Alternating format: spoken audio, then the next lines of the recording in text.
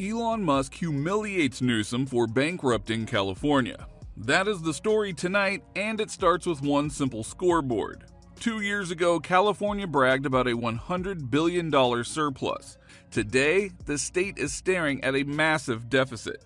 According to the Legislative Analyst's Office, the shortfall is about $73 billion, while Gavin Newsom claims it's closer to $38 billion. Now, that swing is not a minor mistake. Musk is using it as proof to embarrass the governor nationwide.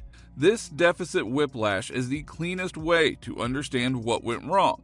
During the boom, revenues were hot. Tech stocks were up, tax receipts flooded in. The governor celebrated a surplus so big that it felt permanent. Then the economy cooled, markets fell, and the same tax system magnified the drop. The numbers collapsed. According to analysts, when California depends heavily on high earners, the write-up is steep and the drop down is brutal. Musk points to that roller coaster and says that's not leadership, that's reckless. When Newsom announced that he would cut 10,000 vacant state jobs to help close a $27.6 billion shortfall, the internet noticed. A user on X joked that California was slashing imaginary jobs to cover magically missing money. Elon Musk amplified the moment and said, "This is bizarre on so many levels." That line landed because it felt obvious even to regular people. How do you cut jobs no one actually holds and call that fiscal discipline? Musk called it theater, not reform. Now let's slow down and ask a simple question. If you had a huge surplus and then end up here, where did the money go? Programs expanded during the good years. Promises grew. Projects ballooned.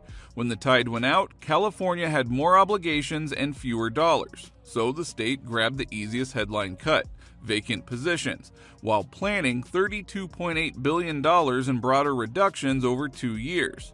That does not fix the core problem. Musk uses this moment to humiliate Newsom because the fix sounds clever, but the budget hole still yawns open. Newsom has a defense. He said that atmospheric rivers and storm disasters delayed tax collections and messed up the timing. FEMA and the IRS stepped in and filings were pushed back. According to the governor, the progressive tax system shines in the good times and it stings when the economy shrinks. Musk's reply is sharper. He says California's real disease is runaway rules. When you pass more laws, add more agencies, and stack more permits every year, progress dies. He points at the California high-speed rail as Exhibit A. Billions spent, a photo op of pylons, and still no working line. That is what he calls failure by design. The gap in numbers becomes Musk's weapon. The LAO says the deficit is about $73 billion. Newsom says it's $38 billion. That is not a small difference, it is a canyon. According to budget watchers, the LAO is nonpartisan and exists to give lawmakers a sober view.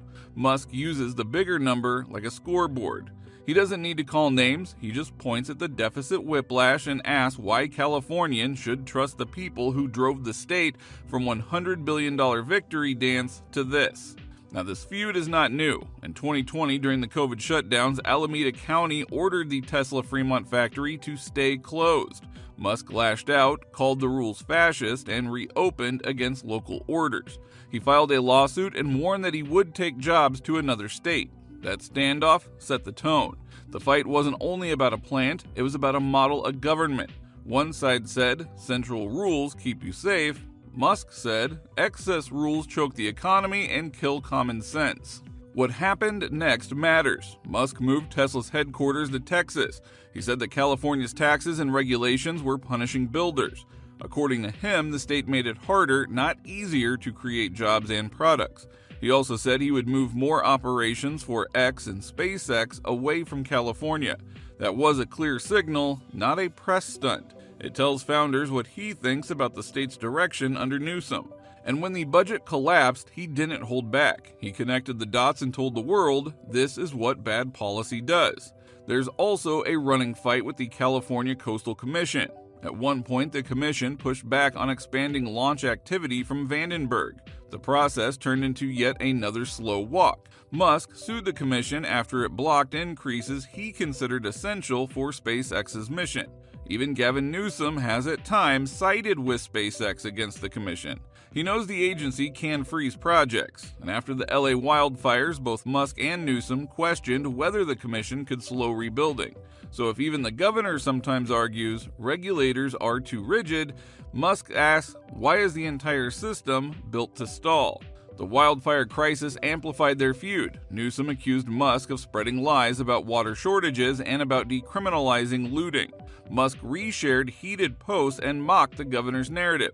According to local reports, angry residents blamed the state for slow response and mismanaged resources. This wasn't only about flames, it was about competence. Musk used it to press the same claim. The people in charge write rules and stories, but they can't deliver results. Politics made it louder. Newsom framed California as Trump's foil and the defender of blue state policies. Musk, who often criticizes the media and supports open speech on X, amplified clips that hammered Newsom and Los Angeles leaders during the riots. Donald Trump and J.D. Vance weighed in too, and Musk shared their attacks. The subject kept boomeranging back to one thing. If the state can't keep order or keep its books straight, why should people trust the same team to fix a $73 billion problem? The culture clash extended to technology rules. Newsom announced plans to use AI to improve government efficiency, a contrast to what he called Musk's dramatic cost-cutting. Musk called out California for rushing AI deepfake restrictions before the election and even mocked the governor as a comic book villain. For Musk, this showed a state chasing new rules while the basics, budgets, roads, energy, were all failing. Bay Area residents see the decline every day. Empty offices, closed stores, addiction on the streets. Musk has called San Francisco a zombie apocalypse more than once. He uses that image as a simple proof. According to him, the same ideology that writes perfect press releases produces broken sidewalks. That is why the deficit whiplash hits so hard. It's not abstract math, it looks like boarded windows and shrinking services. Let's put the numbers on one screen again. 2 years ago, a $100 billion surplus. Today, LAO says $73 billion, the governor says $38 billion. Now, Newsom proposes a plan with $27.6 billion in immediate fixes and $32.8 billion in broader cuts. He also cut 10,000 vacant positions. Now, that move made a clever headline, but it didn't refill the vault. Musk humiliates Newsom for bankrupting California because, in plain English, this is fiscal collapse. The rail project is the symbol that no one can ignore. Billions spent, schedules blown, designs redesigned. A small starter segment in the middle of nowhere. According to watchdogs, the price tag ballooned while the finish line drifted away. Musk says this is what happens when permitting lawsuits and agencies multiply.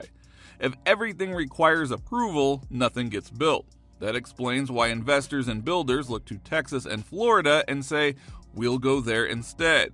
There's a national thread too. Trump previously vowed to end federal EV tax credits worth up to $7,500. That would shake California's green agenda and its budget assumptions around EV adoption. At the same time, California has fought Washington over rollbacks, promising to resist.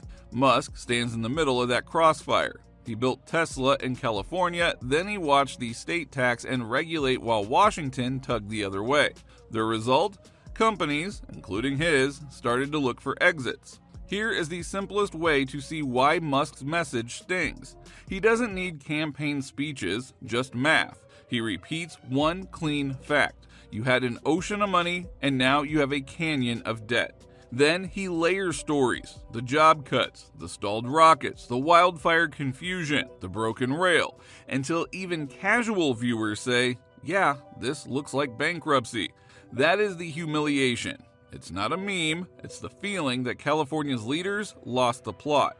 Musk has also been blunt about the cure. He says California needs a regulatory clean-out and leaders who ship results, not slogans. He even suggested the state needs a different governor to force big changes. That is the sharp edge of this story. He's not just criticizing, he's calling for replacement. He frames it like engineering: remove dead code, simplify the design, and rebuild trust. According to him, if the state can stop drowning builders in forms, the money will return. Elon Musk humiliated Newsom for bankrupting California because he keeps the focus on one scoreboard, surplus to shortfall. Everything else hangs off that drop. Now you can debate storms, timing, and headlines, but the math doesn't care.